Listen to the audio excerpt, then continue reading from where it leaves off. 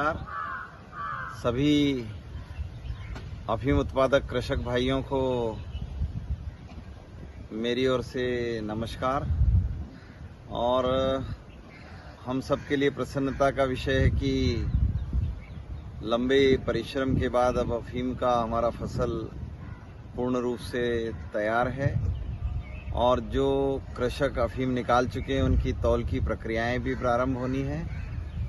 और जिन किसानों के पास सीपीएस पद्धति के लाइसेंस हैं उनके मन में एक प्रश्न था। हालांकि सरकार ने एक विज्ञप्ति निकाला था कि 31 तारीख तक निरीक्षण की प्रक्रिया चलेगी।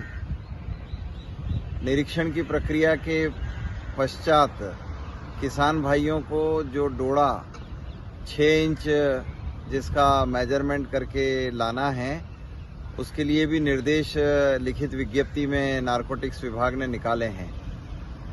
मेरा आप सब किसान भाइयों से आग्रह है कि किसी भी किस्म की गलत सूचनाओं पर ध्यान न दें। एक बड़ा स्पष्ट है कि जिन किसानों के नाम चयन के लिए निकाले गए थे, जिन गांवों में उन किसानों के चयन हो गए हैं, तो शेष किसान अपनी फसल अगर सूख गई है तो निकाल सकते हैं। सभी किसानों के चयन नहीं होना है। न तो मुखिया के न किसी अधिकारी के बहकावे में आप आए। अगर गांव में 5 किसानों का चयन करना था कि उन्होंने चीरा तो नहीं लगा लिया, उन्होंने अफीम तो नहीं निकाल लिया, और ये चयनित किसानों का निरीक्षण हुआ है। बाकी सब किसान अब स्वतंत्र हैं।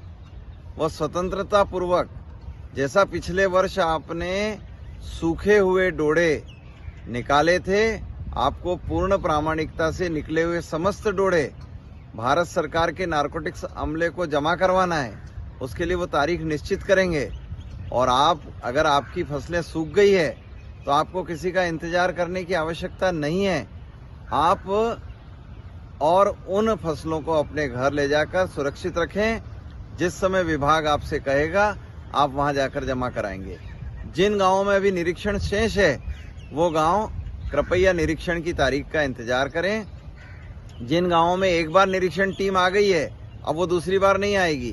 अगर गांव में 5 ही किसानों के निरीक्षण होने थे तो वो पूर्ण हो गए हैं। शेष किसान अपनी सूखे हुए और सीपीएस पद्धति के डोड़े अपने घर ले जा सकते हैं। बाकी सरकार जब मांगेगी तब आप उन्हें तोलकर देना है। धन्यवाद।